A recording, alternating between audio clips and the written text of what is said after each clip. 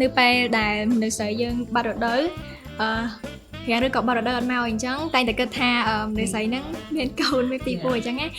ហើយទៅខ្ញុំក៏ជឿពីតូចមករហូតដល់ធំនៅពេលដែលខ្លួនឯងជួបឲ្យរឿងហ្នឹងផ្ទាល់ខ្ញុំមកយឺតអាចនឹងមួយអាទិត្យឬមួយក៏និយាយទៅរៀងយូរដែរពេលចឹងហើយខ្ញុំចាប់ផ្ដើមភ័យហើយទោះបីអត់មានដែរបានថយក៏ដោយក៏តែមានថាភ័យខ្លាចខ្លួនឯងហ្នឹងមានកូនពួកយើងមានជំនឿជឿថានៅពេលដែលយើងមានបញ្ហាស្បែកមុខបញ្ហាមុខអីកាត់ទៅគឺគេតែងតែយកឈាមរដូវរបស់ស្ត្រីហ្នឹងមកលាបមុខដើម្បីឲ្យបាត់នូវបញ្ហាទាំងឡាយហ្នឹងក៏ប៉ុន្តែបើសិនជាយើងសិក្សាស៊ីជម្រៅទៅអ្នកគ្រូក៏បានប្រាប់យើងហើយតាម website មួយចំនួនគេបានបង្ហាញយើងដឹងដែរថាជំនឿហ្នឹងគឺវាអត់ត្រូវទេគឺវាខុសទាំងស្រុងដោយសារតែវាឈាមហ្នឹងគឺវាមានបាក់តេរីមានវីរុសជាច្រើនដែលយើងអាចមើលឃើញប៉ុន្តែនៅបញ្ហាហ្នឹងគឺយើងត្រូវហៅដំណោះស្រាយផ្សេងទៀតដូចជាការទៅប្រើប្រាស់ផលិតផលមួយចំនួនជា skin care ផ្សេងៗទៅ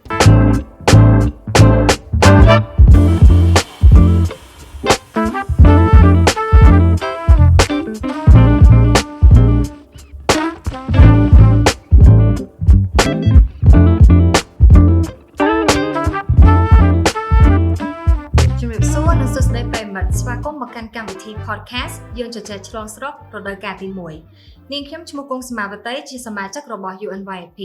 ហើយនៅក្នុងថ្ងៃនេះដែរនាងខ្ញុំនឹងសម្រុះសម្រួលវគ្គទី1ដែលយើងនឹងជួបជាមួយយុវជន2រូបដែលមកពីថ្នាក់ទី11នៃវិទ្យាល័យចំបក់ខេត្តក្រចេះក្នុងកិច្ចពិភាក្សាអំពី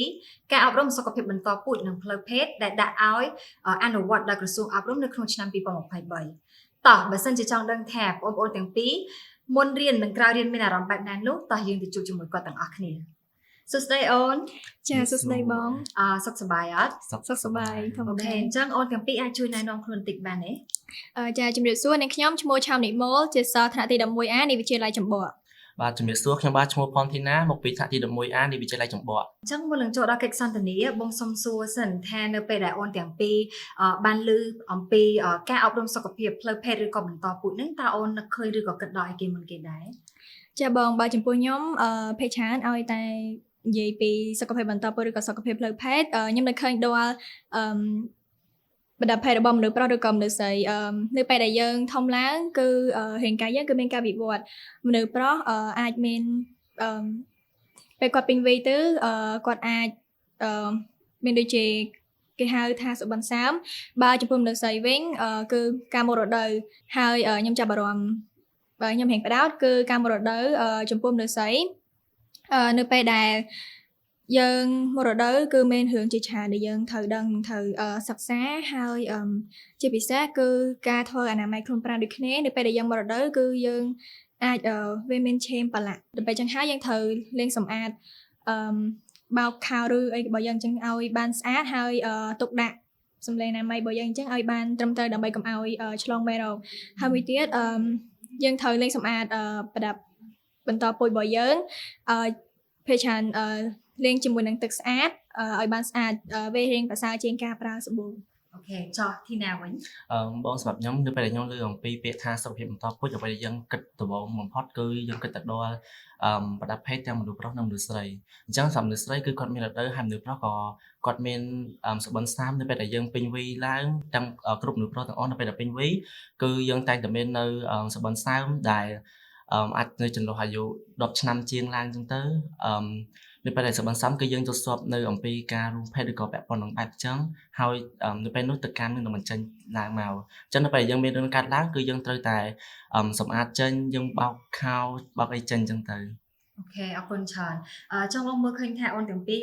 យល់ដឹងច្រើនចង់អាចប្រាប់បងបន្តិចបានអត់ថាមុនពេលនិងក្រោយរៀនមុនពេលនិងក្រោយពេលរៀនមុខវិជ្ជាការអប់រំសុខភាពផ្លូវភេទក៏ដូចជាបន្តពូជនោះតើអូនមានចំណាប់អារម្មណ៍បែបណាដែរមានចំណាប់អារម្មណ៍ថាគឺយើងយល់ដឹងបន្ថែមច្រើននៅពេលដែលយើងនៅក្មេងគឺយើងអត់មានតន់ដឹងអីច្បាស់ហើយយើងតែងតែលើពីចាស់ៗប្រាប់យើងហើយនៅពេលដែលយើងធំឡើងក៏យើងអត់សូវបានដឹងដែរក៏ប៉ុន្តែនៅពេលដែលយើងបានរៀននៅសាលាអំពីមុខវិជ្ជាសុខភាពហ្នឹងគឺយើងបានដឹងអំពីការធ្វើអនាម័យផ្ទាល់ខ្លួនការ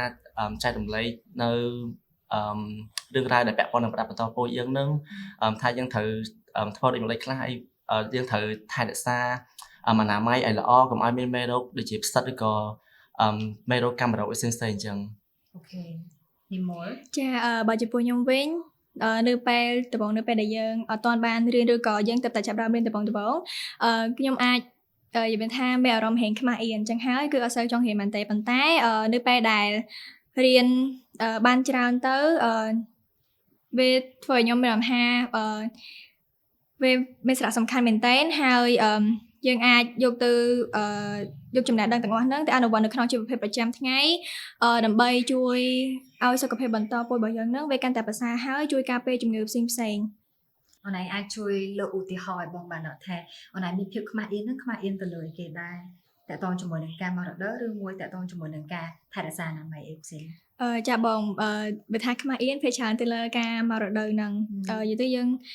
អៀនចឹងទៅអត់សូវហ៊ានបញ្ចេញឬមួយក៏និយាយតែទៅនៅរឿងហ្នឹងអីចឹងណាប៉ុន្តែនៅពេលដែលបានរៀនបានដឹងទៅទើបដឹងថារឿងការមករដូវហ្នឹងគឺវាធម្មតាអញ្ចឹងហើយយើងអាចយល់ដឹងច្រើនជាងមុន អូខេអូនឯងអៀនបែបណាដែរដូចថាអត់សូវហ៊ានទៅទិញសម្លេងណាម៉េចឬមួយក៏អៀននឹងក្នុងការនិយាយជាមួយម៉ាក់ប៉ានិយាយទៅទាំងពីរនៅពេលដែលមកពេលដំបងអញ្ចឹងគឺអៀនហើយអត់ហ៊ានទៅទិញទេអញ្ចឹងតតែម៉ាក់គាត់ទៅទិញឲ្យតែដល់ពេលខ្ញុំរៀនបានច្រើនទៅ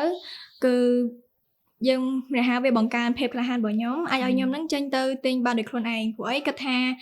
វាអត់មានជាបញ្ហាអីទេព្រោះអីមនុស្សផុសទាំងមនុស្សផុសទាំងមនុស្សស្រីចាស់ក្មេងគឺដឹងដូចគ្នាហើយការមករដូវនោះវាជារឿងធម្មជាតិដល់ពេលចឹងហើយបើខ្ញុំអាចចេញទៅទិញអាហ្នឹងបានដោយខ្លួនឯងមួយទៀតនៅពេលដែលមានបញ្ហាដូចជាមករដូវយឺតឬក៏រាំងរដូវអញ្ចឹងគឺខ្ញុំអាចពិភាក្សាជាមួយម៉ាក់ខ្ញុំបានដោយអត់មានការខ្មាស់អៀននេះទាំងអស់អូខេអញ្ចឹងបងចង់សួរថែមទៀតដែរថាក្នុងមុខវិជ្ជាហ្នឹងតើណែចាប់អារម្មណ៍នៅចម្ពោះឬក៏មេរៀនមួយណាដែលមានអារម្មណ៍ថាយើងចាប់អារម្មណ៍ជាងគេអាចចែករំលែកបន្តិចបានអត់គឺខ្ញុំចាប់អារម្មណ៍នៅសុខភាពទី3ចម្ពោះទី1មេរៀនទី2ដែលមានស្ដីអំពីការព្រមព្រៀងនិងការបង្ខិតបង្ខំដោយសារតែមេរៀនហ្នឹងគឺវាពាក់ព័ន្ធនឹងសង្គមយើងចាក់ស្ដែងដោយសារតែមនុស្សប្រុសមួយចំនួនគឺមានចំណងផ្លូវភេទខ្លាំងពេកដល់ថ្នាក់ហ៊ានធ្វើហួសព្រំដែនហួសដែនកំណត់ដូចជាបង្ខិតបង្ខំក្មេងស្រីដែលមិនទាន់គ្រប់អាយុកម្ម18ឆ្នាំគឺបង្ខិតបង្ខំឲ្យពួកគាត់រួមភេទជាមួយដើម្បីដែលបំពេញចំណងឬក៏សេចក្តីសុខរបស់តណ្ហារបស់ខ្លួនឯងហ្នឹងហើយទៅវាក៏បានបង្ហាញអំពីផលប៉ះពាល់នៅពេលដែល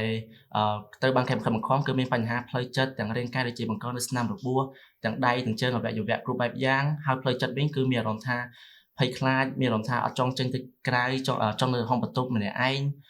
ហើយក៏មេរៀនហ្នឹងក៏បានបង្ហាញយើងអំពីពិធីបង្ការដែលយើងត្រូវនិយាយថាតែឬក៏យើងត្រូវចរចាជាមួយនឹងអ្នកដែលបង្ខំបង្ខំយើងដូចជាយើងអត់ទាន់ចង់តែយើងអត់ទាន់គ្រប់អាយុឬក៏យើងមករដូវអត់ទាន់អាចរួមភេទបាននិមលអូនចាប់អារម្មណ៍មេរៀនណាដែរនិយាយទៅមេរៀនដែលបានរៀនទាំងអស់វាសុទ្ធតែគួរឲ្យចាប់អារម្មណ៍ហើយមានប្រយោជន៍ខ្លាំងមែនទែនហើយបើចំពោះខ្ញុំហ្មងខ្ញុំចាប់អារម្មណ៍ទៅលើមេរៀនទី1ចំពោះទី1ផែនការគ្រួសារនិយាយទៅនៅពេលដែលយើងយើងមានគ្រួសារចឹងទៅយើងតែងតែប្រាថ្នាចង់បានគ្រួសារមួយដែលល្អដែលមានសុខុមាលភាពហើយមាននិយាយថាជីវភាពរស់នៅធូរថេរអញ្ចឹងណាអញ្ចឹងទៅយើងត្រូវមានផែនការគ្រួសារបើពីមុននៅពេលដែលខ្ញុំអត់ទាន់បានរៀនអញ្ចឹងខ្ញុំគិតថាផែនការគ្រួសារហ្នឹងវាធម្មតាគ្រាន់តែយើងគិតពីអនាគតដូចចង់យកកូនម៉ានចារៀបការហើយចង់យកកូនម៉ានកម្រិតកូននឹងមិនអីចឹងណាវាអត់ស៊ីជម្រៅតែប៉ុន្តែនៅពេលដែលខ្ញុំបានរៀនទៅគឺបានដឹងថាវាមានអីដែលស៊ីជម្រៅជាងហ្នឹងហើយវាល្អជាងហ្នឹងទៀតដូចជាការដែលដាក់គោលដៅទៅលើពេលវេលាសមស្របក្នុងការយកកូនហ្នឹងន័យថាតើយើងហ្នឹងអាចមានសមត្ថភាពខ្លាយជាពុកម្ដាយគេហើយនៅយើងអាចចិញ្ចឹមកូនហ្នឹងបានអត់ហើយយើងចង់ឲ្យកូនរស់នៅក្នុងស្ថានភាពគ្រួសារបែបណាហើយមានការកំណត់ចំនួនកូនគម្លាតនៃការមានកូននីមួយៗការប្រកបការងារដើម្បីគ្រប់គ្រងគ្រួសារការថែរក្សាចិញ្ចឹមបីបាច់កូនដូចហើយនឹងមួយទៀតគឺការពន្យាកំណើតវាមានការពន្យាកំណើតតាមបែបធម្មជាតិហើយនឹងបែបទំនើបអីចឹងណាហើយទៅនឹងថែរក្សាសុខភាពផងដែរអូខេចាអញ្ចឹងក្រោយពីបានរៀនមុខវិជ្ជាការអប់រំសុខភាពផ្លូវភេទក៏ដូចជាបន្តពូជហើយនឹងបងចង់ដឹងថាការនៅពីក្មេងឬមួយក៏ឥឡូវហ្នឹងអូនដែលឮពីពាក្យចចាមរាមឬក៏ព័ត៌មានមិនពិតផ្សេងៗតាក់ទងជាមួយនឹងសុខភាពបន្តពូជដែរអត់ ណាគេអាចជួយចែកម្លែកបន្តិច ចាបើខ្ញុំកាលនៅពីក្មេងខ្ញុំឆាប់ជឿចាស់មែនតើអញ្ចឹងហើយពួកគាត់និយាយអីទៅក៏ខ្ញុំជឿដែរហើយជឿស្លងទៀតរឿងដែលខ្ញុំចាំបានគឺនៅពេលដែលមនុស្សស្រីយើងបាត់រដូវរៀងឬក៏បាត់រដូវអត់មកអញ្ចឹងតែងតែគិតថាមនុស្សស្រីហ្នឹងមានកូនមានទីពូអញ្ចឹងណាហើយទៅខ្ញុំក៏ជឿពីតូចមករហូតដល់ធំនៅពេលដែលខ្លួនឯងជួបឲ្យរឿងហ្នឹងផ្ទាល់នៅពេលដែលខ្ញុំមកយឺតអាចនឹងមួយអាទិត្យឬមួយក៏និយាយទៅរៀងយូរដែរពេលចឹងហើយខ្ញុំចាប់ផ្ដើមភ័យហើយទោះបីអត់មានដែរបានថយក៏ដោយប៉ុន្តែមានអារម្មណ៍ថាភ័យខ្លាចខ្លួនឯងហ្នឹងមានកូនហើយដល់ពេលយូរទៅបានដឹងថារៀងសង្ស័យដែរថាអាហ្នឹងដូចជាមិនពិតទេក៏ប៉ុន្តែនៅតែជឿគេតែដល់ពេលយូរទៅបានដឹងថារឿងហ្នឹងវាអត់ពិតមែនតែពិតទៅយកអត់មកហ្នឹងគឺវាដោយសារតែមូលហេតុផ្សេងទៀតដូចជាការអត់តមអាហារឬមួយក៏អបបងប្រែប្រួលអីចឹង អូខេ ចា បងក៏ដូចគ្នាកាលនៅពីក្មេងហ្នឹងបងចាំបានថាបងរៀនថ្នាក់ទី8ទី9ហើយពេលនោះបងរៀងរដូវប្រហែលជាអត់ចូលដល់មួយខែអាចថាយឺតអញ្ចឹងណាហើយទៅបងទៅឆ្លុះកញ្ចក់មើលហើយទៅបងភ័យថាតិចមានកូនតើតិចមានកូនអញ្ចឹងណាអញ្ចឹងក៏ទៅជួបអ្នកគ្រូពេទ្យនៅមន្ទីរពេទ្យខាងរោគស្ត្រីអញ្ចឹងណាហើយក៏ប្រាប់ដូចគ្នាអញ្ចឹងថាអាចពាក់ព័ន្ធជាមួយនឹងអរម៉ូនរបបអាហារអីអញ្ចឹងដែរចុះធីណាវិញអូនមានដែរលើពីពាក្យព័ន្ធមិនពិតពីចាស់ដែរអត់សម្រាប់ខ្ញុំគឺដោយសារតែខ្មែរយើងមានជំនឿពីបុរាណមកដល់បច្ចុប្បន្នហ្នឹងក៏នៅតែមានជំនឿដែរពីចំនួនមួយទៅចំនួនមួយយើងអាចឃើញបានថាពួកយើងមានជំនឿជឿថានៅពេលដែលយើងមានបញ្ហាស្បែកមុខបញ្ហាមុនឬអីកើតឡើងអញ្ចឹងទៅគឺគេតែងតែយកឈាមរដូវរបស់ស្ត្រីហ្នឹងមកលាបមុខដើម្បីឲ្យបាត់នៅបញ្ហាទាំងឡាយហ្នឹងក៏ប៉ុន្តែបើសិនតែយើងសិក្សាស៊ីជម្រៅទៅអ្នកគ្រូក៏បានប្រាប់យើងហើយតាម website មួយចំនួនក៏គេបានបង្ហាញឲ្យយើងដឹងដែរថាជំនឿហ្នឹងគឺវាអត់ត្រូវទេគឺវាខុសទាំងស្រុងដោយសារតែនៅឈាមហ្នឹងគឺវាមានបាក់តេរីមានវីរុសជាច្រើនដែលយើងអាចមើលឃើញទេប៉ុន្តែនៅបញ្ហាហ្នឹងគឺយើងត្រូវហៅដំណោះស្រាយផ្សេងទៀតដូចជាការទៅប្រើប្រាស់ផលិតផលមួយចំនួនជា skin care ផ្សេងៗអញ្ចឹងទៅអូខេអញ្ចឹងអនឡាញអាចចែករំលែកបទពិសោធន៍ផ្ទាល់ខ្លួនបានថានៅពេលដែលយើងបានដឹងឬក៏ឮព័ត៌មានមិនពិតពីមនុស្សចាស់ឬក៏អ្នកជុំវិញខ្លួនអញ្ចឹងតើណែមានមធ្យោបាយឬក៏វិធីសាស្ត្របែបណាដើម្បីស្វែងរកព័ត៌មានពិតឬក៏ជំនះនៅរឿងទាំងអស់ហ្នឹងអញ្ចឹងសម្រាប់ខ្ញុំគឺដោយសារតែឥឡូវសម័យយើងជឿនលឿនយើងមានទូរស័ព្ទមាន laptop មានអីប្រើប្រាស់គ្រប់គ្រាន់អញ្ចឹងទៅគឺយើងអាចឆែកទៅតាមអ៊ីនធឺណិតដូចជា website YouTube ឬក៏មាន content creator ដែលគាត់និយាយពីបញ្ហាហ្នឹងនិយាយពីបញ្ហាហ្នឹងគឺយើងអាចមើលគាត់ឃើញបានថាពេលគឺជាការកុហកវាមិនមែនជាការពិតទេហើយយើងក៏អាចស្រាវជ្រាវបានបន្ថែមខ្លួនឯងនិយាយយើងសួរអ្នកគ្រូលោកគ្រូដែលគាត់បង្រៀននៅសាលាយើងផ្ទាល់ឬក៏សួរពីពុកម្ដាយយើងដែលគាត់មានចំណេះដឹងខាងហ្នឹងផងដែរចោះខ្ញុំមកវិញអូនចំពោះខ្ញុំក៏ធ្លាប់មើលវីដេអូខ្លះដែរពីសុខភាពដែលគេនិយាយពីការមករដូវហ្នឹងវាមានការរាងកាយអីចឹងទៅហើយមួយទៀតគឺខ្ញុំរៀននៅក្នុងមុខវិជ្ជាសុខភាពហ្មងគេមានប្រាប់យ៉ាងដែរថានៅស្អីយើងនៅពេលដែលមករដូវវាអាចរាំងឬមួយក៏វាពយាពេលអញ្ចឹងបងហើយទៅវាភាគច្រើនបញ្ហាចម្បងរបស់វាគឺមកពីរបបអាហាររបស់យើងមិនល្អដូចជាយើងញ៉ាំហឹរពេកអីចឹងទៅវាដូចជាមីឬក៏អីចឹងវាធ្វើឲ្យប៉ះពាល់ហើយមួយទៀតវាអាចនឹងអរម៉ូនរបស់យើងប្រែប្រួលដល់ពេលចឹងទៅបាទខ្ញុំមានអាហារខ្ញុំដឹងហើយខ្ញុំឡើងភ័យឡើងអីទៀតហើយមួយទៀតនៅពេលដែលខ្ញុំកាន់ទៅនេះខ្ញុំមិនសង្ស័យចឹងដែរហើយទៅខ្ញុំក៏ទៅសួរម៉ាក់អីចឹងថាម៉ាក់ហេតុអីបានខ្ញុំអត់មកឬក៏យ៉ាងអីចឹងណាហើយខ្ញុំក៏ប្រកបដែរខ្ញុំខ្លាចថាខ្ញុំមានកូនអីចឹងទៅក៏ប៉ុន្តែគាត់ក៏លួងលោមខ្ញុំហើយគាត់ក៏ប្រាប់ខ្ញុំដែរថាអាហ្នឹងវាមិនមែនចឹងទេវាមកពីប្រហែលជាគាត់ឯងហ្នឹងញ៉ាំអាហារអីដែលវាធ្វើឲ្យមានការរាំងរដូវហ្នឹងចឹងចាចង់មើលឃើញថាអូនទាំងពីររៀនបានមេរៀនច្រើនមែនតើតាក់ទងជាមួយនឹងមុខវិជ្ជាការអប់រំសុខភាពហ្នឹងតើបងចង់ដឹងថាអូនបានយកចំណេះដឹងទាំងអស់ហ្នឹងទៅអនុវត្តនៅក្នុងជីវិតប្រចាំថ្ងៃឬក៏ទំនាក់ទំនងជាមួយមិត្តភ័ក្តិគ្រួសារបែបណាដែរអាចថាយើងដឹងច្រើនចឹងទៅពេលដែលមិត្តភ័ក្តិមានបញ្ហាគាត់មករកយើងផ្ដល់ជាយោបល់ឬមួយក៏មិនដែរសម្រាប់ខ្ញុំគឺនៅពេលយើងបានរៀនតាំងពីថ្នាក់បឋមថ្នាក់វិទ្យាល័យអនុវិទ្យាល័យទី7ទី8ហ្នឹងមកហើយដល់លើទី11គឺខ្ញុំបានសិក្សាច្រើនពីខាងហ្នឹងក្នុងមេរៀនគឺគេបញ្ជាក់យ៉ាងច្បាស់នៅពេលដែលយើងបានយល់ដឹងច្រើនទៅគឺនៅពេលយើងមានបញ្ហាយើងអត់សូវភ័យទេសារយើងដឹងពីដំណោះស្រាយវាស្រាប់ហើយនៅពេលដែលមិត្តភ័ក្តិយើងទាំងមិត្តភ័ក្តិប្រុសទាំងមិត្តភ័ក្តិស្រីនៅពេលដែលគាត់មកសួរអំពីបញ្ហាដែលគាត់ឆ្ងល់គឺយើងអាចប្រាប់គាត់បានដូចជាឧទាហរណ៍មិត្តភ័ក្តិខ្ញុំម្នាក់ហ្នឹងគឺមនុស្សប្រុសហ្នឹងគាត់មានសុបិនសើមគាត់ឆ្ងល់ហេតុអីបានគាត់ មានអានឹងអញ្ចឹងខ្ញុំក៏បានបញ្យល់ប្រាប់គាត់ថានឹងកាត់ឡើងដោយសារយើងពេញវ័យ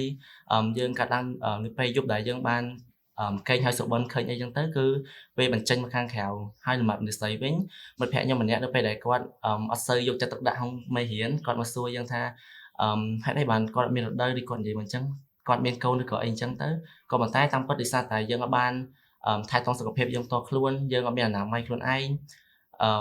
ធ្វើឲ្យយើងញ៉ាំអីអត់សូវល្អដូចសាច់ញ៉ាំមីឬក៏ញ៉ាំរបស់ហឹរអីចឹងទៅគឺធ្វើឲ្យគាត់រាំងរដូវហ្នឹងចង់មើលទៅមានអារម្មណ៍ថាមិត្តភក្តិយើងទុកចិត្តយើងជាងមុនហើយគាត់ហ៊ានបើកចំហនៅក្នុងការនិយាយចុះនិមលវិញអូនមិនដឹងចាបងបើចំពោះខ្ញុំនៅពេលដែលយើងបានហ៊ានច្រើនយើងមានចំណេះដឹងច្រើនគឺយើងអាចយកទៅអនុវត្តនៅក្នុងជីវភាពប្រចាំថ្ងៃបានហើយវាមានសារៈសំខាន់មែនតើដូចខ្ញុំអញ្ចឹងកាលពីដំបូងគឺខ្ញុំហ៊ានអៀនច្រើនអញ្ចឹងហើយខ្ញុំអត់សូវហ៊ាននិយាយបើកចំហឬមួយក៏ខ្មាស់អៀនឲ្យហ៊ានទៅទិញសម្លេងអញ្ចឹងណាហើយទៅក៏ប៉ុន្តែនៅពេលដែលខ្ញុំបានរៀនហើយពេលធ្វើខ្ញុំមានភាពក្លាហានហើយខ្ញុំក៏អាចទីជួយអ្នកដែលមានការអៀនខ្មាស់ដូចខ្ញុំដែរដូចមិត្តភក្តិខ្ញុំអញ្ចឹងនៅពេលដែលនៅពេលដែលគាត់មករដូវអញ្ចឹងគាត់មានថាគាត់អៀនហើយគាត់អត់សូវហ៊ានបើកចំហនិយាយអញ្ចឹងដល់ពេលអញ្ចឹងទៅខ្ញុំក៏និយាយប្រាប់ហើយណែនាំគាត់ថាវាគឺជារឿងធម្មតាទេដែលយើងមកអញ្ចឹងហើយនៅពេលដែលយើងមានបញ្ហាអីមួយអញ្ចឹង